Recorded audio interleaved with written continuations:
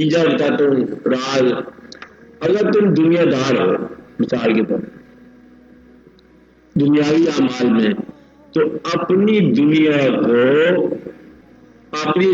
کے حاصل کو اللہ تعالیٰ نے بتایا راز، اپنی دنیا کے حاصل کو اللہ کی راہ میں خرچ کرنے کے لیے تیار رہا کرو.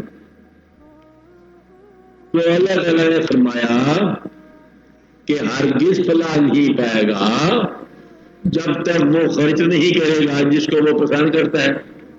گویا کہ وہ پسند کرنے کا مال کمائے گا. اب اللہ کی راہ ہے اس مال کے ذریعے کیا ہے، اس کو اللہ کی راہ میں خرچ کر دو. پیسہ اگر نیک راستے میں چلا جائے تو کچھ حد تک وہ عمل کنٹرول ہو جاتا ہے، کچھ حد تک اس کی اصلاح ہو جاتی ہے. اس لیے مجھے ان باتوں کا ضرور خیال رکھنا چاہیے کہ آپ کی زندگی کس رخ پہ جا رہی ہے، کیونکہ جو کچھ تم نے کمایا چھوڑ کے ضرور جانا ہے اور یہ تم ساتھ نہیں لے کے جا سکتے. غلطی سے کمایا اگر صحیح راستے میں خرچ ہو جائے تو پھر بھی نیکی ہے. میں اگر تو رشوت سے انسان حج کر رہا ہے تو حج کا منظر اس کے اوپر ضرور تاثیر پیدا کرے گا، تو وہاں رشوت سے توبہ ہی کر سکتا ہے. یعنی کہ رشوت ضرور لیے جائے، لیکن یہ ہے کہ برے پیسے کو بھی اگر برائی میں استعمال کیا تو دو برائی ہوگی. اور برے پیسے کم از کم اس نے نیک راستے میں استعمال کیا، چلو کچھ نہ کچھ اس کی اصلاح کا پل نکل آیا، کسی اور نیک آدمی کام آ گیا، کسی غریب کے کام آ گیا. ایک واقعہ ہو سکتا ہے کہ ایک آدمی کہتا ہے میں نے نجائز پیسے کمایا، میں کیا کروں؟ کہتے ہیں وہ غریب کو بدل مدد کر دو. انہوں نے غریب کا مکان بنا دیا، غریب کی اصلاح کر دی. چلو وہ کہتا ہے میں نے غریب کے لیے گناہ کیا، شاید این ممکن ہے کہ اس کی عاقبت بچ جائے. اس لیے کہ دنیا کو آپ غلط اعمال کے ذریعے ہی چل رہے ہو، بالکل نہیں اعمال کرنے دنیا میں غلط. اگر تعلیم لیا تو اس کی اپنی عاقبت جائے اس عمل کے ذریعے درست کر لو. ایک آدمی جو اس کی مثال ہے، ایک آدمی گناہ گار رہا اور اگر اللہ کی راہ میں شہید ہی ہو گیا، اب گناہ کا ذکر کیا ہے؟ اب اس کو گناہ کی حوالے سے آپ ذکر نہیں کر سکتے، وہ تو شہید ہو گیا. تو یہ عین ممکن ہے کہ گناہ گار کو اب پیسے کے باوجود اللہ کی طرف سے کوئی اچھا نصیب مل جائے کہ وہ شہید ہو کے بغیر ہی اعمال کے ماپا جائے. عین ممکن ہے، ایسا ہو سکتا ہے. اس لیے اس بات کا ضرور خیال رکھا جائے کہ مغفرت کمائی نہیں جاتی، مغفرت مانگی جاتی. کمائی کی بات نہیں ہے کہ انسان اعمال کے ذریعے کما لے گا. یہ مانگنے کی چیز ہے کہ یا اللہ ہمیں ہمارے اعمال کی جد سے بچا. ہمارے اعمال سے ہمارے ہاتھ سے نکل گئے اور اب ہم ایسے نکل گئے کہ ہم واپس نہیں آ سکتے. اب وہ عادت ہی بن گئی ہے، اب مجبوری بن گئی ہے، اب زندگی ایسی کھل گئی ہے کہ اب سمجھنا مشکل ہے اس کا. یعنی کہ کوئی کہاں تقاضا، کوئی کہاں تقاضا، کوئی کہاں مجبوری، کوئی کہاں مجبوری. اب تو ہی کوئی سے ہمیں سمیٹ کے نکال، اب پھر آپ کے لیے کوئی بہتر ضرور نکل آئے گی. اس لیے اللہ کو اور کچھ عبادت نہیں کر سکتے تو پکارنے کا عمل جاری رکھیں تاکہ اللہ کے ساتھ جو ہے رابطہ رہے. پکارنے کا عمل، یہ عمل جو ہے بہت سارے غلط اعمال کو بچا سکتا ہے. آپ کو عمل کے تین شعبے: سماج کو متاثر کرنا، اپنے آپ کو متاثر کرنا، خدا کی نبی کا عمل ہے. ان تینوں شعبوں کو اللہ کے پکارتے رہا کرو تو شاید آپ کو تینوں سے نجات ہو کے چھڑا کے دامن بتوں سے اپنا غبار راہ حجاز ہو جائے، این ممکن کے راستہ مل جائے. اس لیے آپ ان باتوں کا ضرور خیال رکھا کرو کہ سب سے اچھا عمل وہی ہے جو نیک راستے میں انسان کا دم نکل جائے. اس لیے نیک راستوں پر گامزن رہا کرو. اس راستے پر اگر آپ کا سانس ختم ہو گیا تو آپ کو اسی راستے کی منزل کا ثواب ملے گا. جس منزل کی طرف آپ جا رہے تھے، جس طرف ہم نکلا اسی منزل کا ثواب ملے گا. نیت جو ہے اللہ رکھا کرو تو انجام اللہ ہے. نیت اللہ، انجام اللہ. سفر اللہ کی طرف تو اللہ ساتھ.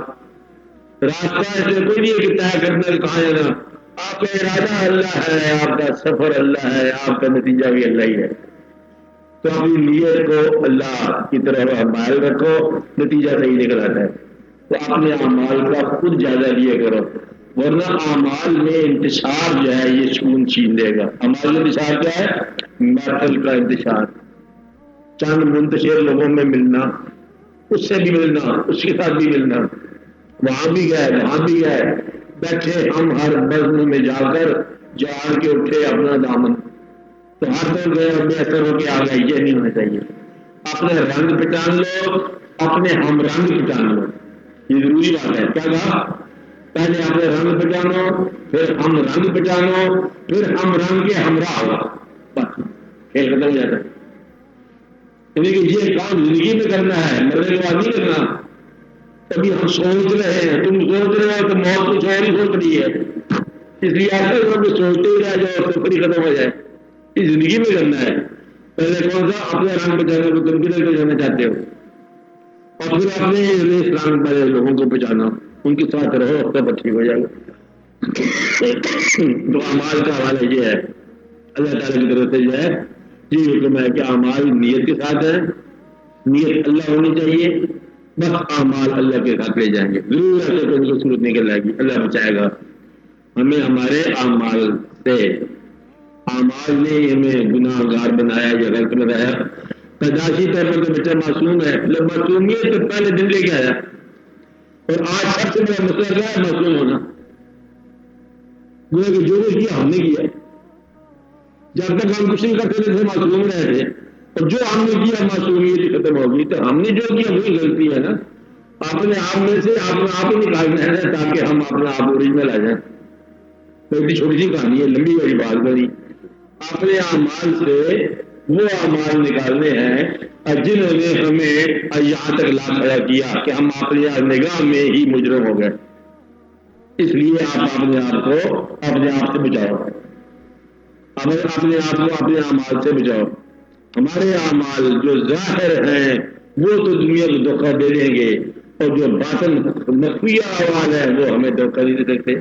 ہم خود گواہ ہیں اپنی برائیوں کے، ہم گواہ ہیں، کسی اور گواہ کی ضرورت کوئی نہیں ہے۔ ہم اپنے خلاف گواہی بھی کھڑے ہیں، آج بھی ہم نیند کے وقت گواہی بھی کھڑے ہوتے ہیں۔ وہ جرم جو کیا تھا دیکھنے والا کوئی نہیں تھا، تو ہماری چیز ساری تھی، ہم نے چوری، ہم تو یاداشت ہماری ساتھ ہے، یاداشت سزا دے گی۔ تو ایسا جرم جس کا کوئی گواہ نہ ہو، بعض بات ایک خاص واقعہ ہوتا ہے، ایک ایسا جرم ہوتا ہے جس کی سزا تو نہیں ہے، جرم تھا مطلب سزا دینے والا کوئی ہوتا۔ ایک آدمی کسی بادشاہ کو قتل کر دے اور بادشاہ بن جائے، اور سزا کون دے اس کو؟ تو ابھی بادشاہ بن گیا۔ اب یہ ایک ایسا جرم ہے جس کے سزا دینے والا اس کے دور میں موجود نہیں ہے، یہاں آ کے ضمیر سزا دیتا ہے۔ جب کوئی سزا دینے والا نہ ہو، ضمیر سزا دیتا ہے، اور پھر اپنے اندر ہی اس کو احساس ڈرتا رہتا ہے، اور پھر نیند پریشان ہوگی، ڈسٹربنس ہوگی، حالانکہ کوئی جاننے والا تو نہیں۔ آپ نے جہاں غلطی کی، وہ غلطی جو دنیا کے سامنے نہیں آ سکتی، اب کیوں پریشان ہو آپ؟ کسی نے کسی کو مار دیا، وہاں پولیس کو رپورٹ ہی نہیں، مارنا کس نے ہے؟ اب جھگڑے والی کیا بات ہے؟ جھگڑا تو آپ نے مار گیا۔ تو یہ ہے انسان جو ہے، اس کا اپنا ضمیر جو ہے، بس یہ آدھا الہیات ہے، ضمیر عاقبت ہے، اور ضمیر اندر سے اندر مطلب اس کو بولتا جائے گا، اور انسان جو ہے بغیر جیسے مطلب چلا اٹھے گا، یہ کیا تو پتہ نہیں کیا ہوتا ہے، کوئی اندر ہی اندر کچھ ہوتا رہتا ہے، وہ اندر ہی اندر کیا ہوتا رہتا ہے؟ یاد۔ جب ایسی یادیں آئیں جو اندر اندر کچھ کرنے لگنے ہوگا، تو پھر توبہ کر لینی چاہیے۔ اور توبہ کی مزدوری کب ہوتی ہے؟ جب وہ یادیں ختم ہو جائیں، آواز آنا بند ہو جائے نا، ٹیوننگ ٹھیک ہو گئی، اب کوئی آواز نہیں آئے گی، تو کیا کرنا چاہیے؟